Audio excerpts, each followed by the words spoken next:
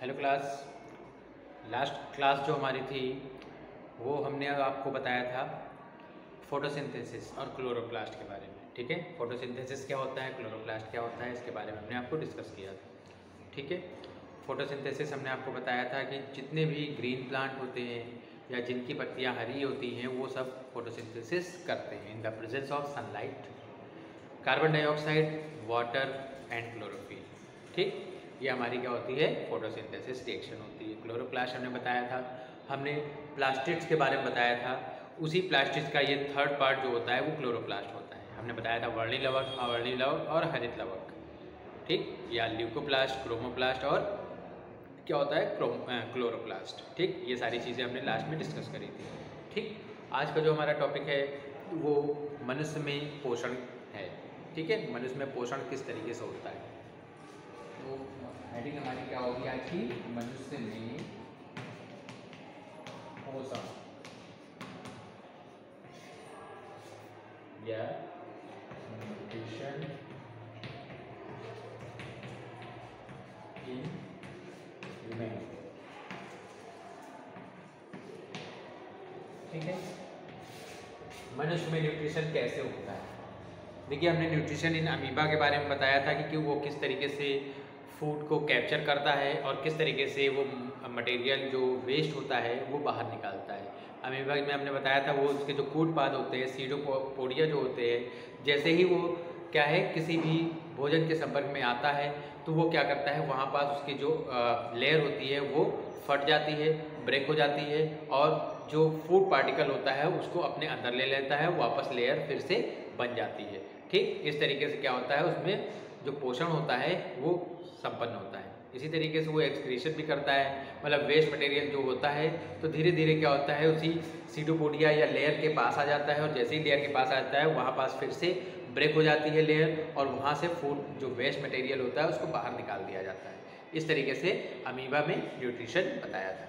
ठीक, अब मनुष्य में पोषण की प्रक्रिया क्या होती है, मनुष्य में पोषण की प्रक्रिया क्या होती है, इसमें क्या है, देखिए कोई भी ऑर्गेनिज्म है, लिविंग ऑर्गेनिज्म कोई भी होगा, उसको अगर जिंदा रहना है तो उसको न्यूट्रिशन की आवश्यकता होगी, वो चाहे किसी भी रूप में ले, किसी भी तरीके से ले और कोई भी चीज़ वो खाए। ठीक है, तो ये क्या होता है, न्यूट्रिशन होता है। इसी तरीके से मनुष्य में भी होता है न्यूट्रिशन। ठीक है, जो कि बहुत ही इम्पॉर्टेंट पार्ट है एक ह्यूमन बींग्स का। ठीक है, अगर वो न्यूट्रिशन नहीं लेगा तो उसको एनर्जी ही नहीं मिलेगी, एनर्जी नहीं मिलेगी तो कोई भी फंक्शन या कोई भी वर्क वो नहीं कर सकता है।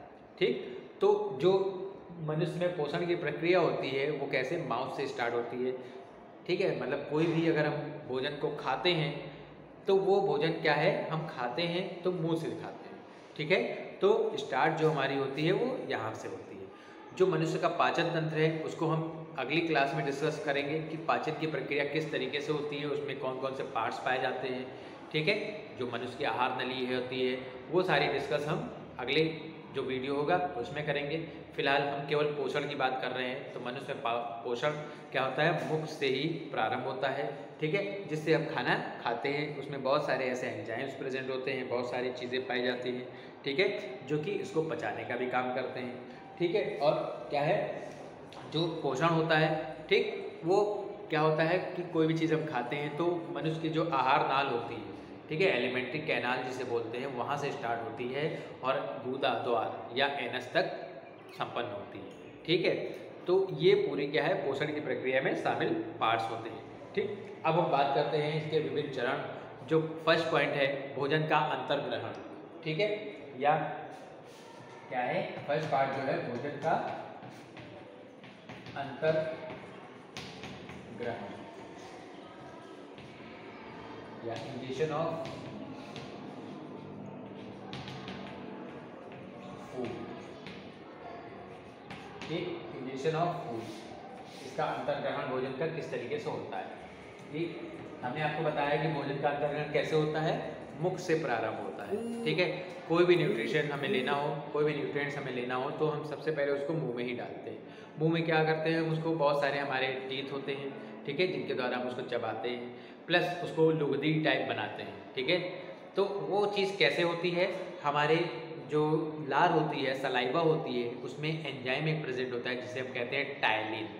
ठीक है, टायलिन एंजाइम पाया जाता है। उस टायलिन एंजाइम की सहायता से हम भोजन को क्या करते हैं, चबाते हैं, ठीक है, ताकि वो पूरी तरीके से चब जाए, ताकि जो हमारी आहार नली है, ठीक है, मतलब जो भोजन हम यहाँ से नीचे डालते हैं, तो अगर हम डायरेक्ट भोजन लें और सीधे जाना चाहें तो नहीं जाएगा, ठीक है, क्योंकि वो एक क्या है, पूरी तरीके से सॉलिड मटेरियल में होता है। तो टायलिन क्या है, लिक्विड तरल पदार्थ होता है जो कि उसको भोजन को चबाने में मदद करता है, ठीक है, जो भी भोजन या जो भी न्यूट्रिएंट्स हम लेते हैं, ठीक, और उसको चबाकर एकदम क्या करता है, एकदम महीन कर देता है। उसके बाद जब महीन हो जाती है तो फेरिंग्स होती है, फेरिंग्स में वो चीज़ वहाँ पास जाती है, ठीक है, मतलब क्या है, ताकि हम वहाँ पास से जो भी चीज़ है उसको हम आसानी से उसको निगल सकें, ठीक है। जब निकलेंगे तभी तो हमारी आगे की जो प्रक्रिया है वो सारी चालू होगी। तो अंतर ग्रहण में क्या होता है, भोजन को हम लेते हैं, उसमें टायलिन एंजाइम जो प्रेजेंट होता है, उस टायलिन एंजाइम की सहायता से क्या करते हैं, उसको हम लुगदी जैसा बनाते हैं, एकदम चबा कर लुगदी जैसा बनाते हैं, ताकि वो हमारी जो फेरिंग्स होती है, ठीक है, निगल द्वार जो होता है, उसमें आसानी से प्रवेश कर सके, ठीक। ये हमारी होती है egestion of food. Second point की बात करें, ठीक है, सेकेंड पॉइंट जो हमारा है वो होता है भोजन का पाचन, किस तरीके से हम भोजन को पचाते हैं। भोजन का पाचन, डाइजेशन ऑफ फूड, ठीक, किस तरीके से हम भोजन को पचाते हैं उसके बारे में। अब हमने भोजन को खा तो लिया, उसको चबा लिया, ठीक है, तो हम उसको कैसे करते हैं, भोजन को कैसे पचाते हैं। तो उसमें क्या होता है, क्या जैसे ही जो फेरिंग्स होती है, ठीक है, इसोफेगस होता है, वहाँ से जैसे ही भोजन कहाँ पहुँचता है, अमाशय में, स्टमक में, ठीक है, जैसे ही स्टमक में पहुँचता है वहाँ पास हार्मोन होता है जिसका नाम है गैस्ट्रीन, ठीक है, गैस्ट्रीन नामक हार्मोन जो होता है वो यहाँ पास क्या करता है, उसका स्राव होने लगता है। जैसे ही वो क्या करता है, स्टमक में पहुँचता है हार्मोन, ठीक है, भोजन, तो वहाँ पास एक हार्मोन निकलता है जिसे हम गैस्ट्रीन हार्मोन के नाम से जानते हैं, वो सेक्रेट होने लगता है, और उस हार्मोन के प्रभाव से ही इसमें क्या होती है, जो गैस्ट्रिक ग्लैंड्स होती हैं, ठीक है, वो गैस्ट्रिक ग्लैंड्स भी क्या करती है, एक्टिव हो जाती है, सक्रिय हो जाती है, और उसमें से जठर रस या गैस्ट्रिक जूस जो होता है उस निकलने लगता है, ठीक है, और वो क्या करता है, ये जठर रस में HCl पाया जाता है। HCl क्या है, एक एसिड है, हाइड्रोक्लोरिक एसिड, ठीक है, रेनिन एंजाइम होता है, पेप्सिन एंजाइम होता है, ठीक है, ये सारी चीज़ें इसमें प्रेजेंट होती है जो कि प्रोटीन को पचाने में बहुत ही मदद करती है, ठीक। तो मतलब क्या है, जो भोजन हमारा आया, अमाशय में आया, वहाँ पास बहुत सारे एंजाइम और हार्मोन्स होते हैं जो क्रियाशील हो जाते हैं, और क्रियाशील होने के बाद वो क्या करते हैं अपनी क्रिया को करते हैं, जिससे जो उस भोजन में प्रोटीन है, कार्बोहाइड्रेट है, कई सारी चीज़ें होती हैं, तो उसको पचाने में बहुत ही महत्वपूर्ण भूमिका निभाते हैं, ठीक। और जो हाइड्रोक्लोरिक एसिड होता है वो, क्योंकि जो चीज़ हम खाते हैं वो बेसिक होता है, मीन्स क्षारीय होता है, तो HCl क्या करता है, भोजन को अम्लीय बनाता है, ठीक है, क्या बनाता है, एसिडिक बनाता है, और इसमें जो कठोर पदार्थ होते हैं, ठीक, क्योंकि जो अम्ल है, आपको मालूम है एसिड जो है चीज़ों को गला देता है, ठीक है, एसिड जितनी भी सॉलिड चीज़ें होती हैं उनको गलाने का काम करता है। तो जो भी हमारा भोजन है वो सॉलिड में आता है, तो HCl का काम क्या होता है, उसको गलाना, ठीक है, क्योंकि गलेगा तभी तो क्या होगा, डाइजेशन कंप्लीट होगा, ठीक। तो इसमें क्या होता है, ये सारी चीज़ें क्या होती है, जो रेनिन एंजाइम होता है उसको सक्रिय पेप्सिन एवं रेनिन में कन्वर्ट करने का काम करता है, या प्रोटीन जो है पेंटोज और पेप्टाइड्स में कन्वर्ट हो जाता है, ठीक। इसमें जो प्रोटीन हम खाते हैं वो किस एंजाइम की सहायता, पेप्सिन और HCl की सहायता से वो क्या हो करता है, with the help of pepsin and HCl it convert into peptones and peptides, ठीक। तो ये हमारा क्या होता है, देखिए इस तरीके से जो हमारी प्रोटीन होती है, प्रोटीन कन्वर्ट किस में हो जाती है, किससे होती है, यहाँ पास जो हमारा है पेप्सिन और HCl, इसकी सहायता से ये कन्वर्ट हो जाता है पेप्टाइड्स में, ठीक है, पेप्टोन्स में, और किसमें कन्वर्ट हो जाता है, पेप्टाइड्स। इस तरीके से ये क्या होता है, कन्वर्ट हो जाता है, ठीक है। तो वहाँ पास हमारा भोजन का पाचन क्या करता है, प्रारंभ हो जाता है। ठीक है, इसके बाद इसमें बहुत सारी और चीज़ें हैं, जैसे रेनिन जो होता है वो, जैसे हम दूध पीते हैं, ठीक है, तो दूध रेनिन एंजाइम जो होता है वो दूध को पचाने में बहुत ही महत्वपूर्ण भूमिका निभाता है। अगर हम किसी भी कोई भी चीज़ हम कहें कि भोजन कितने समय में पच जाता है, तो 4 से 5 घंटे का समय लगता है एक भोजन को पूरी तरीके से पचने में। ठीक है, तो ये चीज़ आप लोग याद रखिएगा। ठीक, इसके बाद क्या होता है, ये छोटी आंत में जाता है। ठीक है, क्या करता है, आमाशय से जो भोजन होता है वो कहा जाता है छोटी आंत में, जिसे हम स्मॉल इंटेस्टाइन कहते हैं। ठीक, यहाँ तक इसने ये काम कर लिया। इसके बाद क्या आता है, छोटी आंत या स्मॉल इंटेस्टाइन। वहाँ पास क्या होता है, अधिकतर जो पाचन की क्रिया होती है वहाँ पास ही संपन्न होती है। ठीक है, तो वहाँ पास जाने के बाद क्या करता है, वो ग्लूटामिक एसिड प्रोटीन को अलग कर देता है। ठीक है, जो प्रोटीन होती है कैसीन, उसको अलग करता है।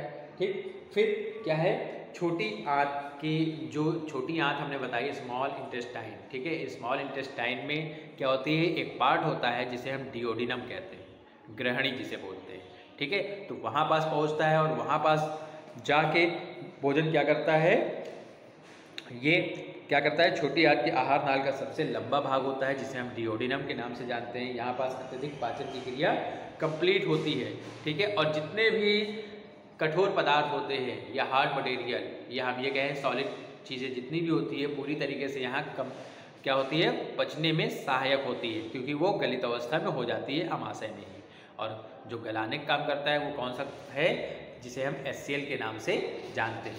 ठीक है, तो इस तरीके से क्या होता है, इस भोजन का पाचन होता है। ठीक है, और बहुत सारी ऐसी चीज़ें होती है। ठीक है, मान लीजिए हम कोई भी चीज़ खा रहे हैं तो उसको कन्वर्ट अगर नहीं करेंगे, ठीक है, तो हमारे शरीर में जैसे बहुत सारी चीज़ हमें वेस्ट के रूप में भी प्राप्त होती है। ठीक, तो मतलब क्या है, उस चीज़ों का हमारा पूरी तरीके से पाचन नहीं हो पाता है। पाचन ना होने के कारण ही उसको शरीर से बाहर निकालना बहुत ही नेसेसरी रहता है। ठीक है, तो इस तरीके से क्या होता है, छोटी आंत और बड़ी आंत में आता है। यहाँ पास हमारा जो पूरी प्रक्रिया है पाचन की वो संपन्न होती है। इसके बाद क्या होता है, इसके बाद अगला जो हमारा पॉइंट बनता है, पचे हुए भोजन का अवशोषण। ठीक, क्या है, पचे भोजन का अवशोषण, अवशोषण। ठीक है, मतलब क्या है, absorption, absorption of digest food. ठीक है, अवशोषण कैसे होता है पचे हुए भोजन का। ठीक है, किस तरीके से पचा हुआ भोजन जो है वो अवशोषित किया जाता है, तो उसके लिए भी क्या होता है, क्या है, छोटी आंत जो होती है स्मॉल इंटेस्टाइन के शेष जो पार्ट होता है वो इलियम कहलाता है। ठीक है, मतलब शेषांत्र जिसे हम बोलते हैं। इसमें क्या होता है, पचे हुए भोजन का अवशोषण होता है और इसमें जैसे एंजाइम होते हैं कुछ पाए जाते हैं, जो वो एंजाइम हमारा क्या करते हैं, सुक्रेज, माल्टेज, लैक्टेज, ठीक, ये जो शर्करा होती है उसको ग्लूकोज में कन्वर्ट करने का काम करते हैं। ठीक, तो इस तरीके से यहाँ पास जो हमारा बचा हुआ भोजन आता है उसका अवशोषण किया जाता है। इस तरीके से हम उसका अवशोषण करते हैं। ठीक, इसके बाद बहुत सारी ऐसी चीज़ें होती है जिसको हमें बाहर निकालना भी बहुत ही आवश्यक होता है, तो वो काम हमारा जो है वो कौन करता है, इजेशन करता है। ठीक है, क्या करता है, इसे हम क्या कहते हैं, बहिक्षेपण। ठीक, बहिक्षेपण बोलते हैं या इंग्लिश में हम कहते हैं इजेशन।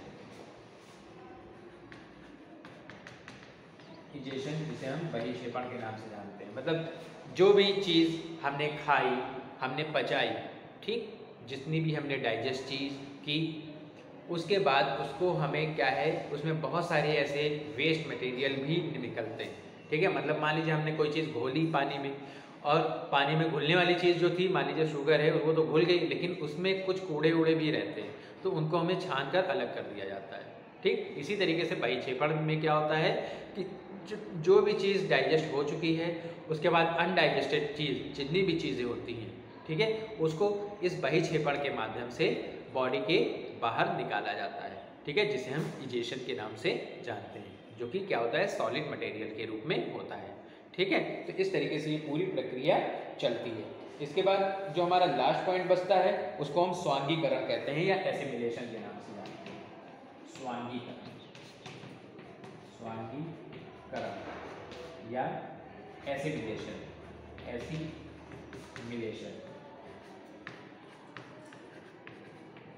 ठीक है, स्वांगीकरण के नाम से हम जानते हैं। अब एसिमिलेशन क्या होता है? जो इंटेस्टाइन द्वारा अवशोषित भोज्य पदार्थ होते हैं, ठीक है, इंटेस्टाइन द्वारा जो अवशोषित भोज्य पदार्थ होते हैं उनका रुधिर द्वारा कोशिका द्रव में पहुंचाना तथा जीवद्रव्य निर्माण में प्रयुक्त होना ही स्वांगीकरण कहलाता है। ठीक, मतलब हमने जो भी चीज़ डाइजेस्ट कर ली है, क्योंकि उसी से हमें एनर्जी भी मिलती है, ब्लड भी बनता है, ठीक है, तो जो भी हमने प्राप्त किया है उसको हमारे होल बॉडी में पहुंचना भी तो बहुत आवश्यक है। अगर होल बॉडी में नहीं पहुंचेगा तो पूरी बॉडी में एनर्जी कैसे आएगी?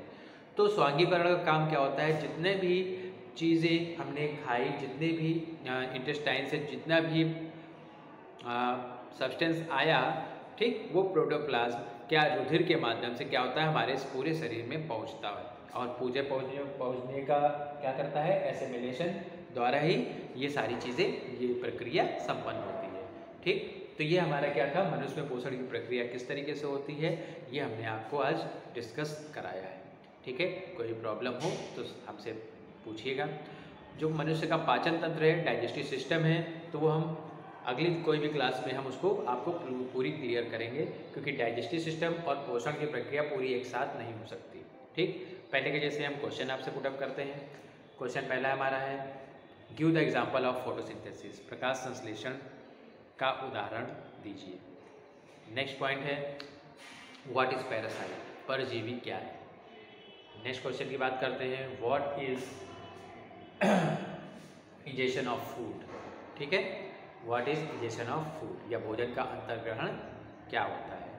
ठीक, अगला पॉइंट है, व्हाट इज एलिमेंट्री कैनाल, आहार नली क्या होती है। ठीक है, नेक्स्ट पॉइंट की बात करें तो नेक्स्ट हमारा जो पॉइंट बनता है, जो मनुष्य के लार में एंजाइम पाया जाता है उसका नाम क्या है। What is the name of enzyme which found in human saliva.